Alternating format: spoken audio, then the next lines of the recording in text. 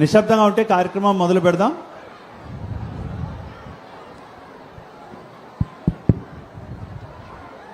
ఒకసారి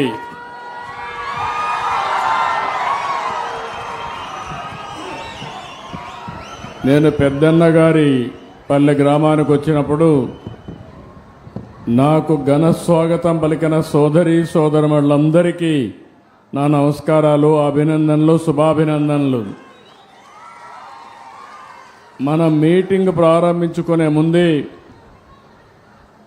ఈరోజు ఈ గ్రామానికి వచ్చే సమయానికే నాకు ఒక దుర్వార్త వచ్చింది. నిన్న మొన్న పెద్ద ఎత్తున తుఫాన్ వచ్చిన టెక్నాలజీ ఉపయోగించుకుని టెక్నాలజీని సమర్థవంతంగా ఎదుర్కోగలిగాం. అదే సమయంలో నేను ఒకే టార్గెట్ పెట్టుకున్నా, ఎవరూ చనిపోకుండా ప్రాణ నష్టాన్ని కాపాడాలి అనే ఉద్దేశంతో ముందుకు పోయి ఇద్దరు మాత్రం చనిపోయే పరిస్థితికి వచ్చారు. అది కూడా ఒక అతను పడవ ఉందంటే అక్కడికి వెళ్ళిపోయి దాన్ని బయట తీసుకురావడానికి ప్రయత్నం చేసి అతను చనిపోయాడు. ఇంకొక అతను ఉదయం అయితే ఎక్కడికి నేచురల్ కాల్స్కి వెళ్తూ ఉంటారు, అలాంటి పోవద్దని చెప్పినా బయట వెళ్ళి చెట్టు పడిపోయి ఒక ఆయన చనిపోయాడు. కానీ ఈరోజు మీరు చూస్తే కాశీబుగ్గ టౌన్లో ఒక ప్రైవేటు వ్యక్తి వెంకటేశ్వర దేవాలయాన్ని కట్టాడు. అక్కడి నుంచి కార్తీక మాసం ఈరోజు చాలామంది అక్కడ దర్శనానికి వెళ్ళిపోయారు. కనీసం ఆయన చేసినప్పుడు పోలీసుకు కూడా చెప్పలేదు. చెప్పుంటే పోలీస్ ప్రొటెక్షన్ పెట్టి ఎక్కడికక్కడ కంట్రోల్ చేసేవారం. అది చేయని దానివల్ల అక్కడ వచ్చిన వాడు కూడా ఒక ఆర్డర్ ప్రకారం లేకుండా, క్రమశిక్షణ లేకుండా 9 మంది తొక్కిడికి గురయ్యి చనిపోయే పరిస్థితికి వచ్చారు. 5 మందికి ఇంజరీస్ కూడా అయినాయి. ఇది చాలా బాధాకరం. నేను ప్రతి ఒక్క ప్రాణాన్ని కాపాడుకోవాలని అనేక ప్రయత్నాలు చేస్తూ ఉంటే కొంతమంది ప్రైవేటు వ్యక్తులు ఇలాంటి కార్యక్రమాలు చేయడం చాలా బాధాకరం. దీన్ని నేను చాలా తీవ్రంగా ఖండిస్తున్నా. రాష్ట్రంలో అందరికి కూడా విజ్ఞప్తి చేస్తున్నా, మన ప్రాణం చాలా ముఖ్యం. ప్రాణాలు కాపాడుకోవాలంటే మనం కూడా ఒక బాధ్యతగా ఉంటే తప్ప ఓసారి వెళ్ళిపోవడం, ఎక్కువ మనుషులందరూ సమీకరణ కావడం, అక్కడ స్టాంపేడ్ జరగడం, ఇలాంటి దుర్ఘటనలు జరిగేదానికి దోహదం చేసే పరిస్థితి వస్తూ ఉంది.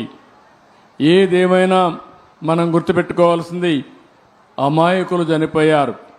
నేను చాలా బాధపడుతున్నా.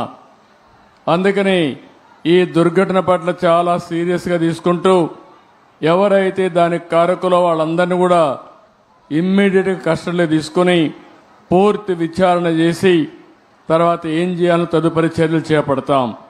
ఇలాంటి సంఘటనలు ఈ రాష్ట్రంలో జరగడానికి వీలు లేదు. అందుకే ఒక పక్క దాన్ని చేస్తూనే అమాయకులు చనిపోయారు, 9 మంది ప్రాణాలు కోల్పోయారు. ఆ 9 మంది ప్రాణాలు కోల్పోయిందని నేను చాలా బాధపడుతున్నా. ఏ ఒక్క వ్యక్తి చనిపోకూడదనేది నా భావన. ప్రాణం విలువైనది. అలాంటి ప్రాణాలు పోగొట్టుకున్నప్పుడు మనం కూడా బాధ్యతనే ఇది చేయాల్సిన అవసరం ఉంటుంది.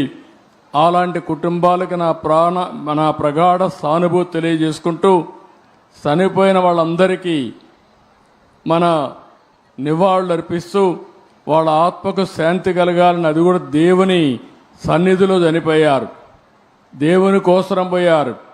కానీ ఈరోజు వాళ్ళంతా కూడా ప్రాణాలు వదిలిపెట్టే పరిస్థితి వచ్చారు. చాలా బాధేస్తుంది. ఏదేమైనా మనం అందరం నిమిత్త మాత్రం. ఓసారి సంఘటనలు జరుగుతాయి. జరగకూడదని ఎన్ని ప్రయత్నాలు చేసినా కొన్ని సంఘటనలు జరుగుతున్నాయి. నేను ఆ విషయాలను కూడా మీతో మళ్ళీ మాట్లాడతాను. కాశీబుగ్గలో జరిగిన సంఘటన పట్ల దిగ్భ్రాంతిని వ్యక్తం చేస్తూ చనిపోయిన వారి పట్ల నా ప్రగాఢ సానుభూతి తెలియజేసుకుంటూ వారికి ఆత్మశాంతి కలగాలని భగవంతుని మనస్ఫూర్తిగా ప్రార్థిస్తూ ఈ కుండ అందరూ కూడా లేచి 2 నిమిషాలు మౌనం పాటించాల్సిందిగా మిమ్మల్ని అందరినీ కోరుతున్నా.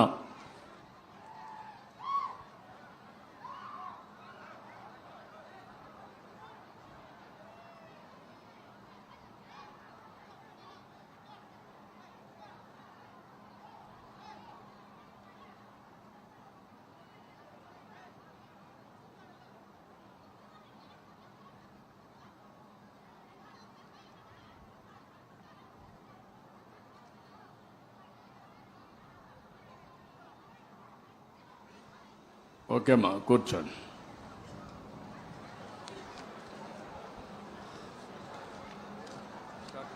స్టార్ట్ చేయండి. ఈ సభకు విచ్చేసినటువంటి మన ప్రియతమ ముఖ్యమంత్రి గారికి స్వాగతం పలుకుతూ